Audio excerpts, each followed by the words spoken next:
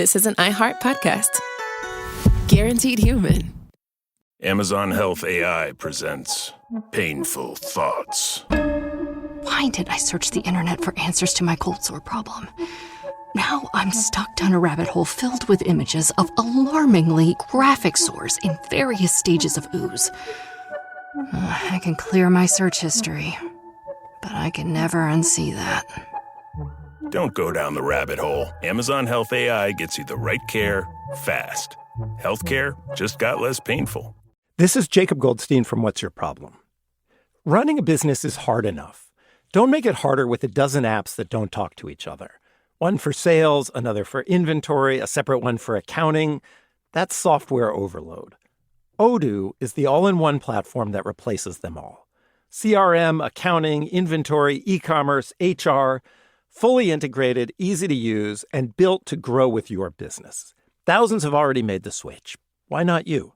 Try Odoo for free at odoo.com. That's odoo.com.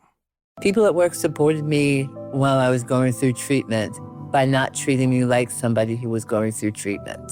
Treatment sucks. Cancer sucks. Being engaged with work really helped to, I just knew I was going to beat this thing. Research shows there is a significant connection between the ability to continue to work and cancer recovery. We can make work a better place for healing. Learn more and sign the pledge at workingwithcancerpledge.com. This is Red Pilled America. You guys, we're working really hard here behind the scenes to bring you guys the best stories possible. If you want to listen to Red Pilled America ad-free, then please become a Backstage subscriber. Visit redpilledamerica.com, click join in the top menu. I think you're going to love it. And be sure to share, like, and subscribe to this podcast wherever you're listening to it. We need you guys' support. Tell a friend about the show. This is how people hear about it, is through word of mouth. And now, on with the show. This series was originally broadcast on November 5th, 2021. It was early 2011, and Glenn Beck was on top of the world. He was in the midst of a meteoric rise in media, the likes of which Americans had never seen before, and had one of the highest-rated shows on Fox News. But behind the scenes, trouble was brewing between him and the head of the cable news network, Roger Ailes. He needed his thumb on me.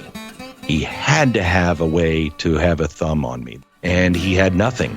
That is, until a story crossed the American airwaves. And my security detail came in and handed me a phone with that story on it in the middle of the play. And I said, everything's about to change. I'm Patrick Corelchi. And I'm Adriana Cortez. And this is Red Pilled America, a storytelling show. This is not another talk show covering the day's news.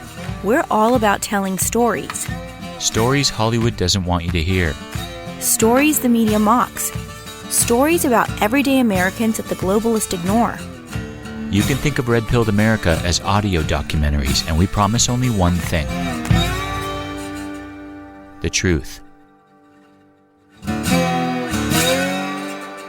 Welcome to Red Pilled America.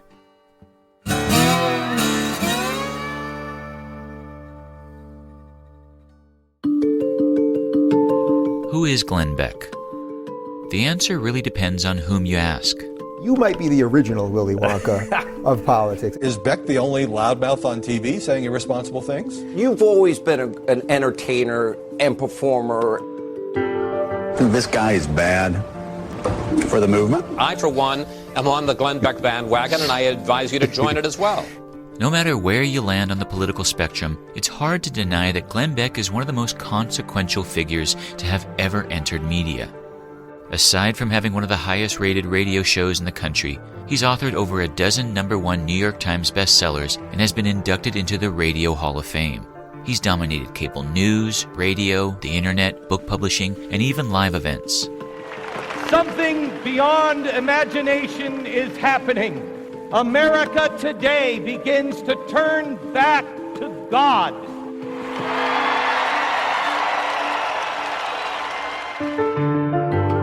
Glenn Beck has shown the kind of versatility seen only in a few media figures in history. But with someone so defined by both his friends and foes alike, it's often hard to get to the core reason behind the person's success. But we're going to try. So who is Glenn Beck? To find the answer, we're going to hear from the man himself about his rise on the public stage, the moment everything changed for him at Fox News, and his monumental contribution to American media.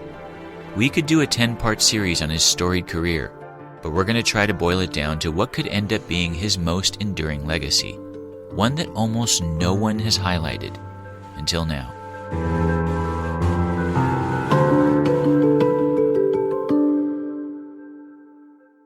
Most of us don't know what we want to do in life until well into our adulthood. But that wasn't the case for Glenn Beck. I was, I think 7, and I was sitting inside of our living room, and I was watching TV the way we used to watch TV, so close that we could get eye cancer. Glenn was living in Washington State at the time, Which was always cloudy and always rainy, and it was like one of the nice days. You know, there's like 359 rainy days.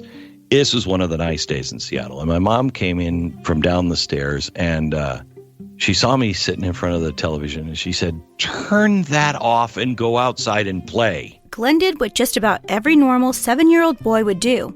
He turned off the TV, but mouthed off in the process. And I mutter on my breath, You did this when you were a kid." And she said, "What?" And I said, "You watched TV when you were a kid." And she said something incredible. She said, "We didn't have TV." And I'm like, "Wilma Flintstone had television. How old are you, lady?" And she told me this story about my grandfather and how he had this old Silvertone radio with a green eye in the center. And she said Grandpa would turn off all the lights, and we would listen to Lights Out. Lights out, everybody. Lights Out was a spooky old-time radio show of the 1930s and 40s. This is Arch Obler bringing you another in our series of stories of the unusual. And once again we caution you, these Lights Out stories are definitely not for the timid soul. And she told me about these stories that she heard, and they were all in her imagination. And she'd listened to Fibber McGee and Molly and the closet that was always overstuffed. Where's the dictionary? It's probably in the closet with the rest of your stuff. Give me your key and I'll get it for you. Oh, no, you don't. You lay off the stuff in that closet. I got all my stuff arranged in there just the way I want it. And you'd wait for that closet to open up, and you'd hear all the stuff fall out. Say, maybe we better see if the closet is locked. Let me take a look. Oh, it's locked all right. You don't think I'd leave all my personal defects laying around for any prowler to get his hands on? McGee, it isn't locked. Better give me a hand, McGee. This stuff's all falling out.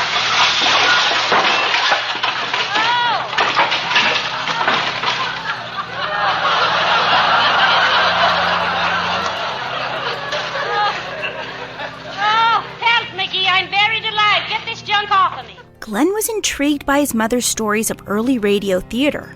And so on my birthday that year, she got me the golden years of radio. And that is when I knew exactly what I wanted to do. Glenn fell in love with the craft of radio storytelling. He was fascinated by the way the mind would create elaborate images from the spoken word. I listened to Orson Welles and The Shadow and his War of the Worlds, and I just was amazed at the power of the spoken word and how if it's coupled with your mind and your mouth and the way you use the mic, the way you use your pauses and inflection, that coupled with the listener, you are more powerful than any CGI or any Hollywood movie studio. There's no limits on that. For years, when he got home from school, he'd try to imitate the radio greats by practicing his voice intonations into a handheld cassette recorder. He wanted a career in the lost art of radio theater. The problem was that no one was really doing it at the time. There were, however, plenty of opportunities to enter the radio industry as a DJ. So at the ripe old age of 12, Glenn decided to go that route. I won a contest, be on the air for an hour. You can imagine how bad the radio station was where they were giving away an hour to people.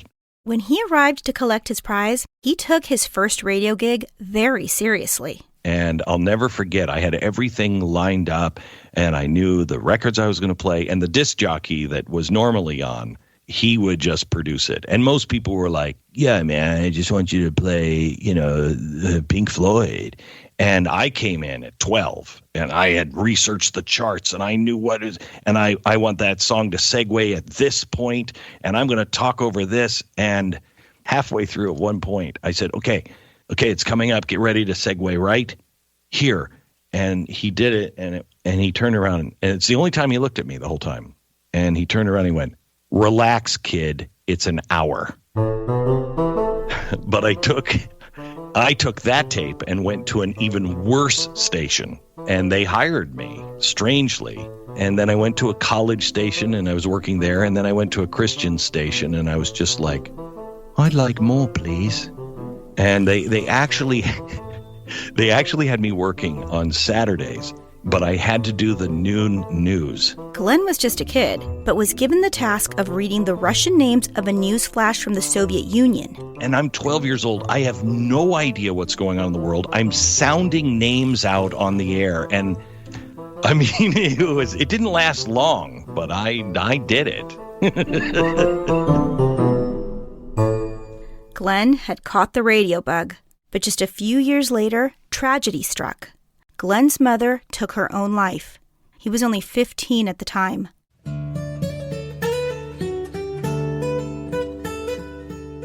The event must have triggered something within the young man, something that instilled within him the idea that our time on this earth is limited, because after that tragic news, Glenn wasted no time in pursuing his radio career. After his mother's death, Glenn moved in with his father and enrolled in a drama class at a Bellingham, Washington public high school. The class included recreating scripted storytelling shows for a local radio station, just like the old-time radio theater his mom turned him on to.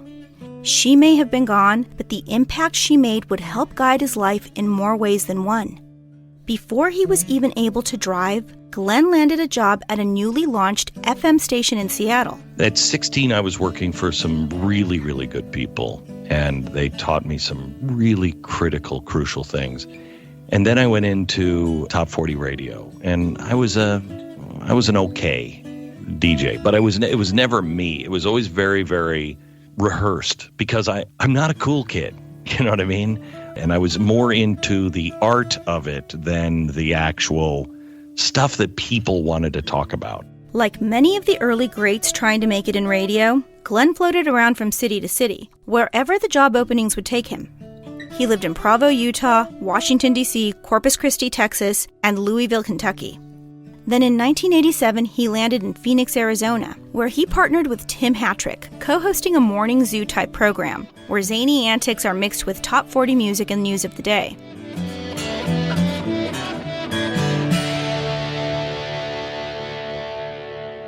The new Y95 Morning Zookeepers, Glenn Beck and Tim Hattrick. We told our bosses right up front, we don't need gimmicks to sell the new Y95. Glenn resigned from that show in 1989, then bounced around some more. He went to Houston, then to a top 40 radio station in Baltimore. In 1992, he picked up another DJing gig in New Haven, Connecticut. His career was still chugging along, but in the process, dating back to his mother's untimely death, Glenn developed a marijuana and alcohol addiction. By the mid-90s, Glenn and his wife divorced, limiting his time with his two daughters, the oldest with cerebral palsy. He was financially and emotionally decimated. He struggled with episodes of being blackout drunk, once while watching his daughters. He reached his bottom. When you find your bottom, and it's a scary thing. My mother's bottom was death. My bottom, fortunately, was not. And he was about to do something that most thought would end his career.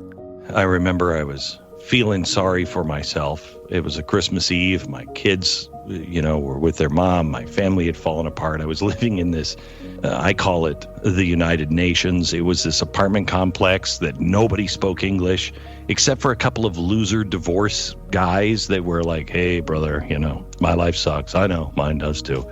And the whole place smelled like soup. And I was down on this green shag carpet, and I was just wallowing in my own, oh, woe is me. And I knew I was at a point to where I was either going to follow my mom's footsteps or I was going to get up. And I prayed, if you help me, and if I can, all I want is my credibility back. I don't want anything else. Just the ability to look at my children and tell them I mean this, and they'll believe me. And I will do whatever it takes to get it back, and I will never violate it again. I was on the radio, this is probably 96 or 7. And the guy who is still my producer today, Stu Bergier, he was an intern for me. And we were talking about, we were doing a morning zoo. I was just a sad alcoholic clown. And we were talking about something. I think it was during the Monica Lewinsky time period. And I had a very squeaky clean image, but I was not that guy. I was the most foul-mouthed guy you could possibly imagine. Drunk all the time, but people didn't know it because I was a functioning alcoholic. And somebody said to me, oh, you're just Mr. Goody Two-Shoes. What do you know? And I said, you have no idea who I am. In fact, you shouldn't probably judge anybody because you got this one way wrong. You think I'm a good guy? Let me tell you who I am. And on the air, the whole room just stopped. And I went on for probably 10 minutes and just vomited the things that I was afraid of, the things that I had hid my whole life.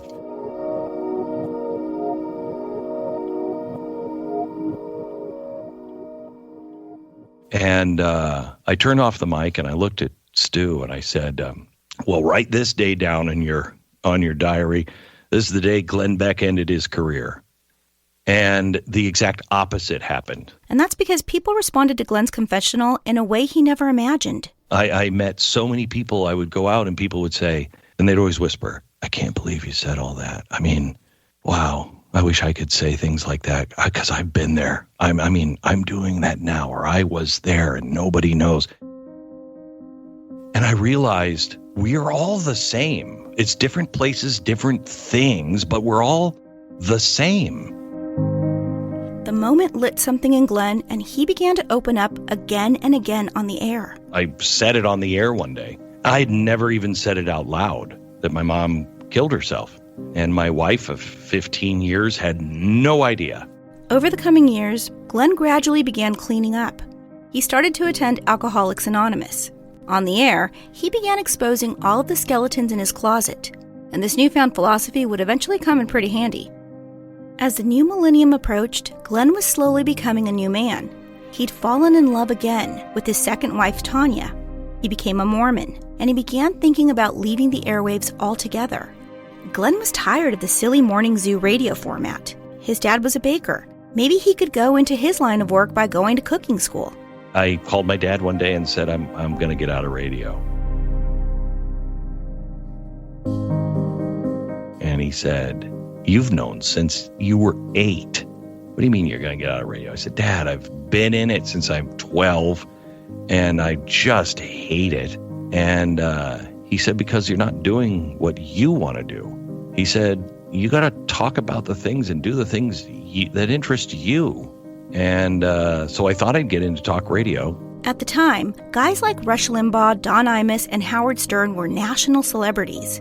It was a burgeoning niche of the business. I started doing a talk show. And next thing I knew, I was on WABC, doing weekend. And then Clear Channel, at the time, iHeartRadio, heard me and gave me a shot to do afternoons in Tampa. And I went from, I think we were in 9th place when I started. We rocketed to 15th. Then the next quarterly ratings arrived. I went all the way to 18. And then I thought, we should turn this around and go the other direction. And they were about to fire me.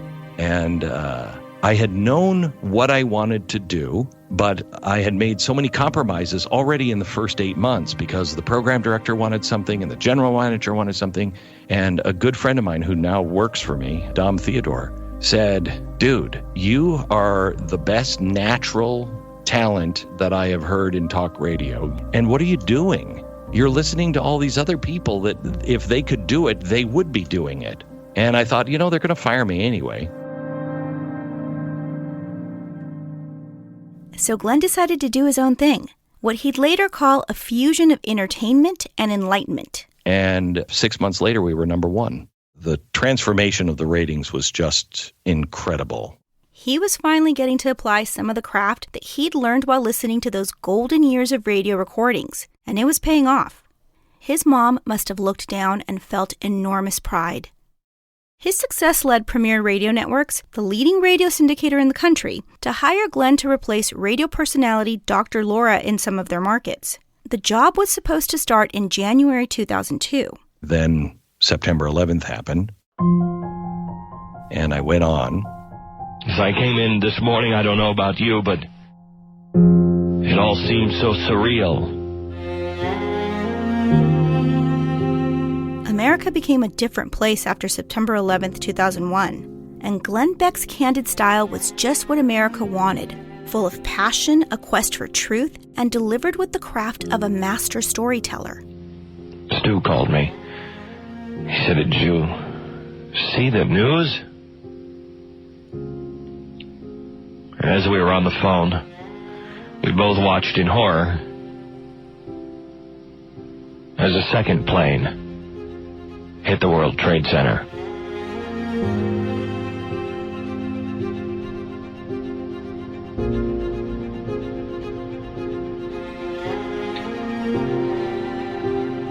I said at that time we're under attack.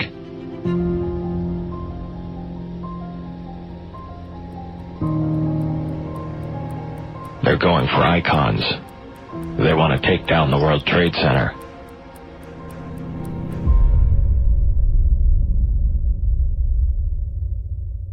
He continued recording the Glenn Beck program from Tampa for 2 years, and then he moved to the city of brotherly love to be closer to his kids. And that's when he got a call that would eventually change the course of media. More of Red Pilled America after the break. Life can be pretty stressful these days. You want to know what makes me feel better? Licorice from the Licorice Guy. Call me crazy, but it's true because I love licorice. Longtime listeners of Red Pilled America know that licorice is my absolute favorite candy. And the very best licorice, hands down, comes from the Licorice Guy. I know licorice, and it doesn't get any better than this. What truly sets it apart is its flavor and its freshness. The softness of this licorice will blow your mind. I've never had anything like it. The Licorice Guy offers jumbo gourmet licorice in nostalgic seasonal flavors like red, blue raspberry, cinnamon, watermelon, black, and apple. Trust me, they're all delicious. What I also love about the Licorice Guy is that it's an American family-owned business. And you all know that I'm a big proponent of supporting American companies. Right now, Red Pilled America listeners get 15% off when you enter RPA15 at checkout. Visit licoriceguy.com and enter RPA15 at checkout. That's licoriceguy.com. They ship daily. Treat yourself and those you love and taste the difference. Amazon Health AI presents Painful Thoughts. Why did I search the internet for answers to my cold sore problem? Now I'm stuck down a rabbit hole filled with images of alarmingly graphic sores in various stages of ooze. I can clear my search history, but I can never unsee that. Don't go down the rabbit hole. Amazon Health AI gets you the right care, fast. Healthcare just got less painful. This is Jacob Goldstein from What's Your Problem? Running a business is hard enough. Don't make it harder with a dozen apps that don't talk to each other. One for sales, another for inventory, a separate one for accounting. That's software overload. Odoo is the all-in-one platform that replaces them all. CRM, accounting, inventory, e-commerce, HR, fully integrated, easy to use, and built to grow with your business. Thousands have already made the switch. Why not you? Try Odoo for free at odoo.com. That's odoo.com. Do you hear that? That sound, right? That means that summer's officially here. It means that grown adults just sprint into the street for a frozen dessert shaped like a cartoon. But this summer, Mint Mobile has a better treat. Every plan, including unlimited, is $15 a month. And unlike ice cream, it won't drip down your wrist or look nothing like the picture. Does anyone have any cash? Give it a try at mintmobile.com/switch. Upfront payment of $45 for 3 months, $90 for 6 months, or $180 for 12-month plan required. $15 per month equivalent. Taxes and fees extra. New customer offer for initial plan term only. Greater than 50 gigabytes may slow when network is busy. See terms. Anti-Semitism is continuing to rise around the world every day, and the Jewish people continue to pay the price. From growing threats against Jewish communities to acts of violence, harassment, and intimidation, many Jewish families are living with fear simply because they're Jewish. Synagogues, schools, and community centers continue strengthening security as hatred spreads far beyond the headlines. That's why the International Fellowship of Christians and Jews is working every day in Israel and around the world, providing security, emergency assistance, food, and critical care for vulnerable Jewish communities. For more than 40 years, the fellowship has stood alongside the Jewish people, delivering practical support when it is needed the most. Hatred continues to spread, but compassion and action can make a huge difference. So join me in joining the International Fellowship of Christians and Jews in praying for the safety of the Jewish people. Pray for peace in Israel and for an end to anti-Semitism. Together, we can remind God's people that they are not alone. So stand with Israel in prayer today by visiting prayifcj.org. That's pray, P-R-A-Y, ifcj.org. Welcome back to Red Pilled America. So Glenn Beck's fusion of entertainment and enlightenment was conquering talk radio. By 2005, the Glenn Beck program was becoming one of the most successful shows in America. And that's right about when his phone rang. And I'm in Philadelphia, and CNN calls. And they call my agent, and they said, they were out in the wilderness, out in the middle of the country somewhere, and they heard people talking about this Glenn Beck, and so they listened to this thing called talk radio. And so they called, and my agent called me, and he said, hey, CNN wants to meet with you. And I said, no. And he said, well, just think about it. And he called me back a couple of days later. And I said, no, I thought about it. No, definitely don't want to do cable news. And he said, would you just go take the meeting as rehearsal? Just take it for me and just pretend you're interested. And I said, all right. So I went up, and I remember sitting in this big executive boardroom, at the top of the Time Warner Center, and they're acting all impressive, and they're in jeans and a T-shirt, and I'm like, hey, so what do you want to talk about? And they're like, well, we'd like to offer you a position here, and, you could have your own show. And they went on, and I said, no. And they said, why not? And I looked at, I think his name was Ken Giles, and I said, have you watched cable news? And he said, well, what do you mean by that? And I said, it's awful. I don't want to do that. And he said, well, what would you do? Why don't you design a show? And so I went back to Philadelphia, and we designed a show that I thought they'd never do. And they kind of did. In 2006, Glenn hit CNN's headline news airwaves in a way that would be forbidden just a few years later. If you watch this program, you know that I am passionately opposed to the Islamic extremist agenda, the one that's sweeping the globe and ends with people with their heads cut off. Yes, kind of hate monger I am. Too many of my critics have twisted that into make me seem like I'm anti-Muslim, and nothing could be further from the truth, but whatever. I embrace the celebration of all faiths as long as you're not trying to kill the other faiths.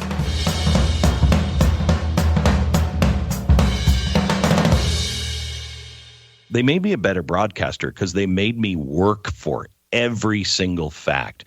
I couldn't go live. They wouldn't let the show go live. And sometimes it would take 3 hours to produce a 42-minute episode because they would say, what about that fact? Where do you get that fact? And we'd have to bring it in. And so by the end, we were so buttoned up because they would never let anything slide. But there was still some decency. Anderson Cooper and I were friends, and we all got along. Glenn was using CNN's platform to discuss topics that would eventually become off limits on the network. He spoke out in defense of the left's favorite punching bag, Sarah Palin, and he produced documentaries that countered the left's gospel. I did a special on CNN, not headline, but on CNN, on global warming. And it was the other side. And they would never allow that to happen now. They would never allow that.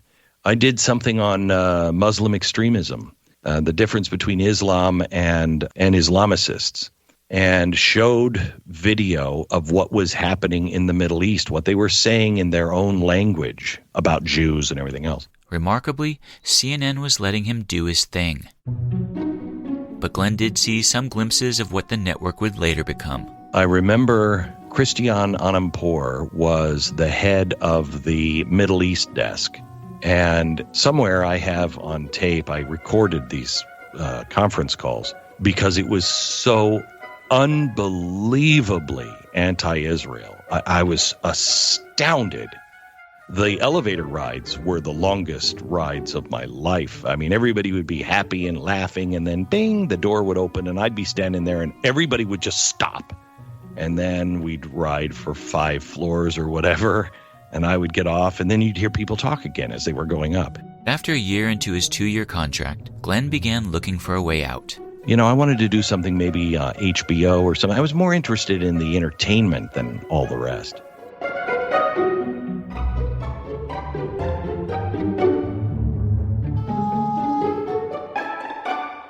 And Roger Ailes, about a year before my contract was up, he called me, and we started having dinner. And, you know, what people didn't know about Roger Ailes is he was genius when it comes to entertainment, truly genius. I mean, he decided he wanted to do a play. So he went out and went to all of these readings, you know, in apartments in New York. And he saw one called Hot L Baltimore, and he bought it. And then he decided he was going to produce it on Broadway. He had no experience, none. He won a Tony for it. He was brilliant. And he also knew how to play to my ego. And he said to me, you know, you're Jack Parr, the host of the famous Tonight Show before Johnny Carson. And I said, wow, thank you. And he said, no, you're the best storyteller on TV. And he said, you can hold them. And so he offered me a job. And I said no to him several times. I think they had offered me a job for like 4 different times. And I said, no. And so he calls me into the conference room at Fox, and I'm there in Rupert Murdoch's lunchroom. And he says, so what is it about our number one status and the money that I know is way over what you're being paid now that just doesn't seem to interest you? And I said, I know your business, but you don't know mine. And he said, what do you mean? I said, look, a partnership is only good when we both win. And for me, a win is not about money. I have things that I would want to say and do, and I'm going to do it my way. And I also have this radio thing, and I'm getting into this new thing called the internet, and you don't have any interest in that. And I don't have any interest in doing television for the rest of my life. He listened to me and he said, okay, I understand. You can do those things. And I said, let me go home and talk to my wife. His wife gave her blessing. Glenn's new Fox News show kicked off on January 19th, 2009, the day before Barack Obama's inauguration. And on his debut episode, he welcomed a new friend, a rising star within the conservative movement. Governor Sarah Palin is joining us now from Alaska. Glenn, thank you so much for letting me be here.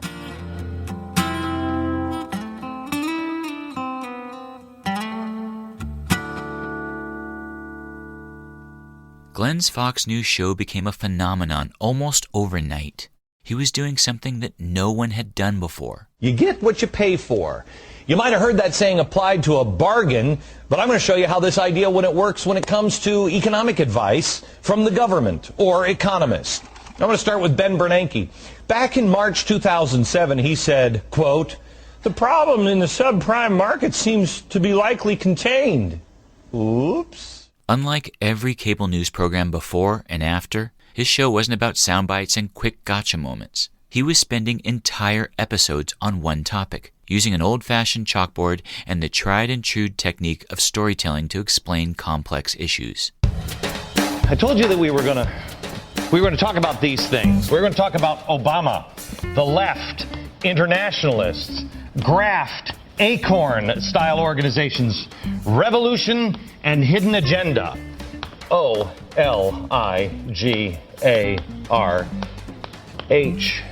One letter is missing. When I was at CNN, they told me not to have the camera on me or to be doing more than a 30-second monologue. By the time I left, we were up to 7 minutes.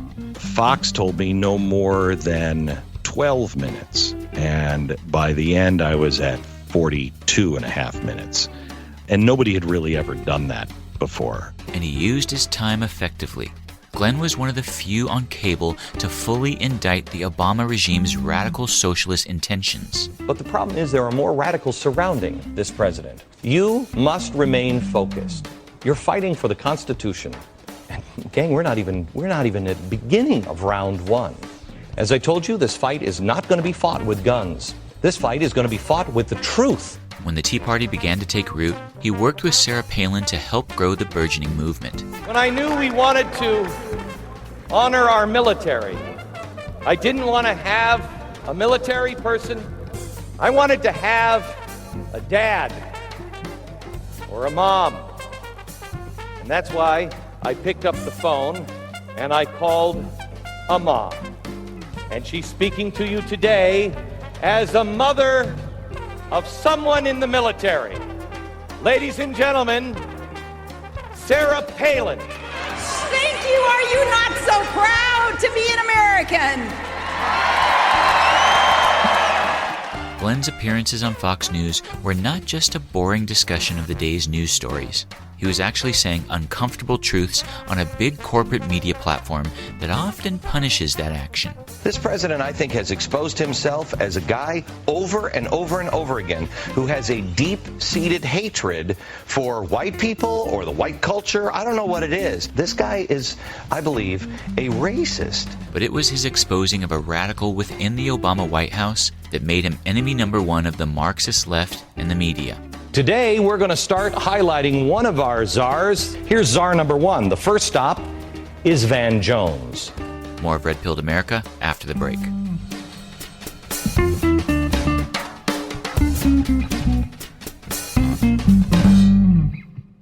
Amazon Health AI presents Painful Thoughts. Why did I search the internet for answers to my cold sore problem?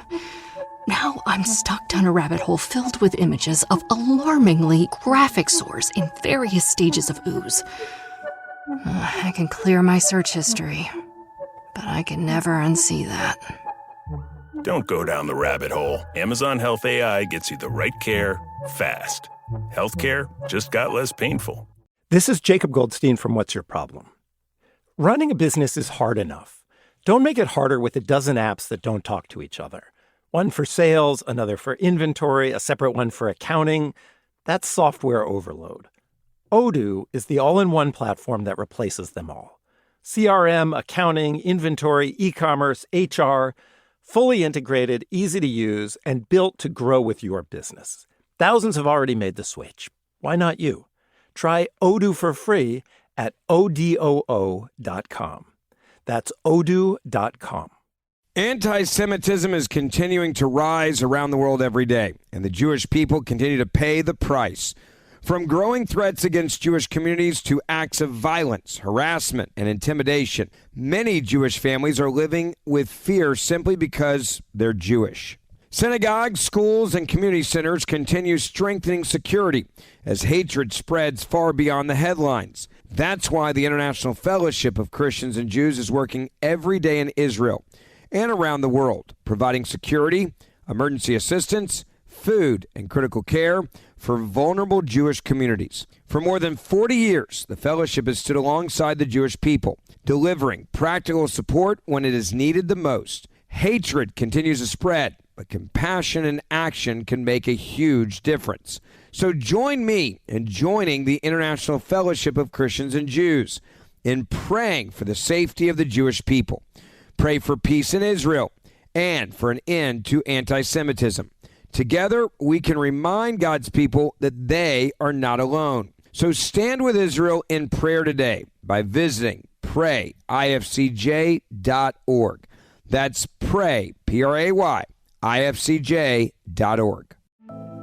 I need to be healthy every day to survive it and go through the next chemo round and the next chemo round. So it's important that work was part of that, to keep my mind busy for 8-9 hours. And then I had to go back and face the reality. I had a goal, and the goal was to survive. Research shows there is a significant connection between the ability to continue to work and cancer recovery. We can make work a better place for healing. Learn more and sign the pledge at workingwithcancerpledge.com. Do you want to hear Red Pilled America stories ad-free? Then become a Backstage subscriber. Just log on to redpilledamerica.com and click Join in the top menu. Join today and help us save America one story at a time. Welcome back to Red Pilled America. So the day Glenn Beck's Fox News show launched in 2009, he became a media sensation almost overnight. He was doing something that no one was doing on cable news. He was using storytelling to deliver his message, sometimes spending an entire show on a single topic. Uncomfortable truths became his calling card, but it was his exposing of a radical within the Obama White House that made him enemy number one of the Marxist left and the media.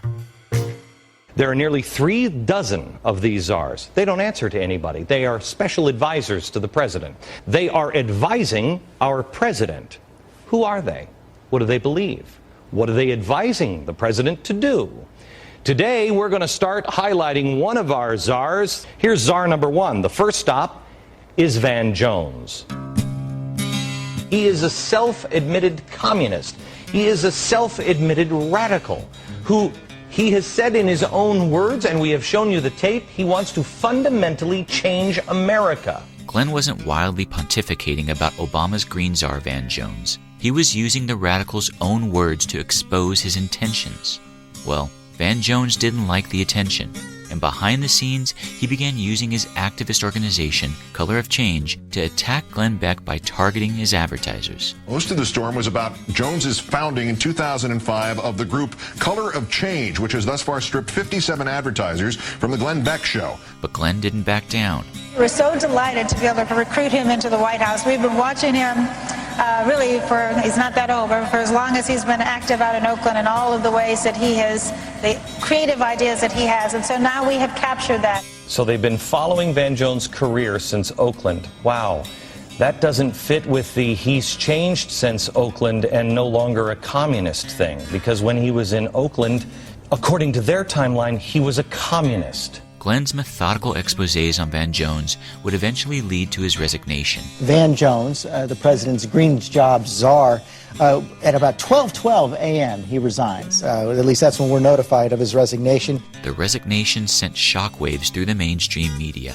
How was this newcomer able to take out one of Obama's favorite advisors? Well, it was kind of easy. Glenn Beck was willing to seek the truth in an environment that largely avoided it. But Glenn wasn't done with the White House. He caught word of a story your humble hosts were working on, and in the wake of Van Jones' resignation, he introduced it to the world. I'm going to show you the beginning of something that should scare the living daylights out of you. It is propaganda in America. The National Endowment of the Arts is now holding conference calls. There is a propaganda arm now, engaging artists and the art community using your tax dollars in propaganda.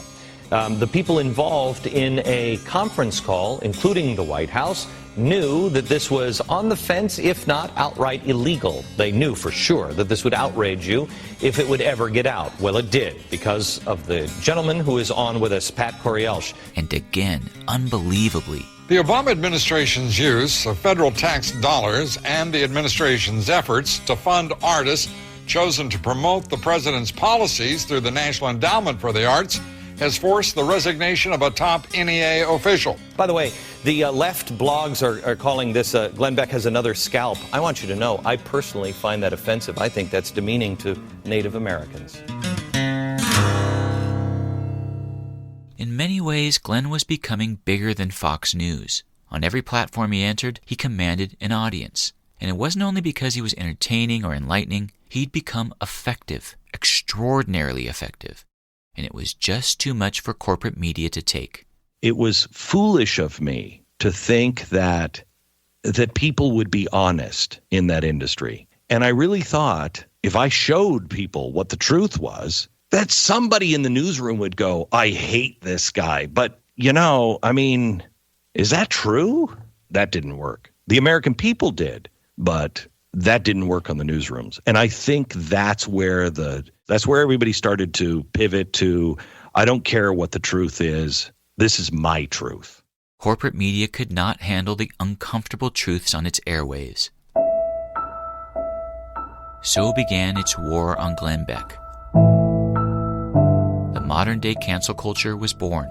Aren't you concerned about the language that Glenn Beck is using? This guy is losing it before our eyes. He's bad for the conservative movement. He's bad for the Republican Party. He's bad for Fox News. I think he's advancing a kooky brand of conspiracy theory. We asked Twitter questions and said, what would you ask Glenn Beck? Some people couldn't believe that we were even giving you a platform because they feel that you are bad for America. Beck and the Tea Party movement are reviving ideas that circulated on the extremist right half a century ago. Find everything you can on Glenn Beck, Stu Berger, his radio producer, and Roger Ailes. And to promise that we on this program tonight would announce a dedicated email address to send tips on them. But it wasn't just the far-left corporate media that was targeting Glenn. He began to feel some heat from within his own network. I remember one time when I was at Fox and Roger Ailes called me in. And working at Fox, they were at times a predator as well towards me. So I had gotten a word that somebody was looking into my background. And I had already gone through this with the left. So I knew it was Fox. And it was after I had really caught on there. And I wouldn't play the Fox game. And nobody could become bigger than Fox, and they needed you to be dependent on them. And so I was told, somebody's going through your garbage, and this group is investigating you, and I knew who had hired them. So I get a call a few weeks later, and I go into Roger Ailes' office, and he's sitting behind his desk, and usually he would get up and he'd say, "Hello, young man, how are you?" And this time he sat behind the desk, and he didn't get up. And I sat down, and I said, "What's on your mind, Roger?" He said, "There's a lot of people that would like to see you destroyed." I said, "I bet." And he said, "Yeah, lots of people. People investigating you. I don't know if you know this." And I said, "They'd be investigating me? What would they hope to be finding?" And he said, I don't know. But there's a lot out there on you." And then he reached down the side of his desk, and he pulled out a stack of files.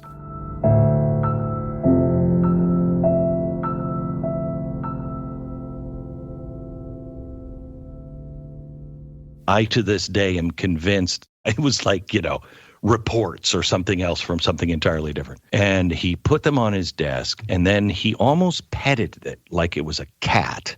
And he ran his hand across the top of it, and he said, "A lot of stuff is out there about you." And I said, "That's fascinating."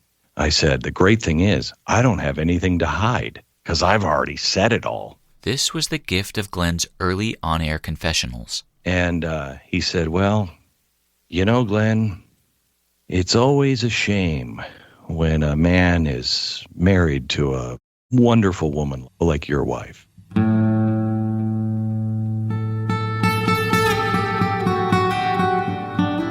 And now the hair just stood up on the back of my neck, and I was like, "You are not going here." And I sat up on my chair. I was on the edge of his desk like I was about to pounce. And I said, "Yes, she's a wonderful woman." And he said, "It's always a shame when some man does something to hurt somebody like that." And I said, "And that's exactly why that's never happened." And he stared at me, and it seemed like it went on for 5 minutes, but I'm sure it was like 30 seconds. And we were in a third grade stare down. And he looked at me and he said, "Yep, I just wanted to warn you. Thanks for coming by." He was bluffing, and I knew he needed his thumb on me.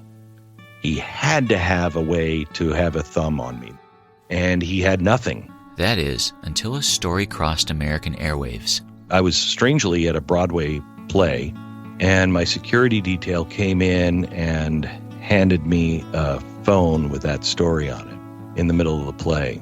And I said, everything's about to change. Next time on Red Pilled America. And I was praying the whole time, Lord, this is in your hands, man, because I'm dead either way. He must have seen what happened to the radio legend and knew he never wanted it to happen to him. And as I was leaving, I heard him say, get Palin on the phone. And that's the day Palin changed. So Glenn made the trailblazing decision. It would not only change media, but would also show everyone how to fight back against cancel culture. For all things Glenn Beck, visit glennbeck.com. That's glennbeck.com. Red Pilled America is an iHeartRadio original podcast. It's produced by me, Adriana Cortez, and Patrick Corelchi for Informed Ventures. Now, our entire archive of episodes is only available to our Backstage subscribers. To subscribe, visit redpilledamerica.com and click support in the top menu. Thanks for listening.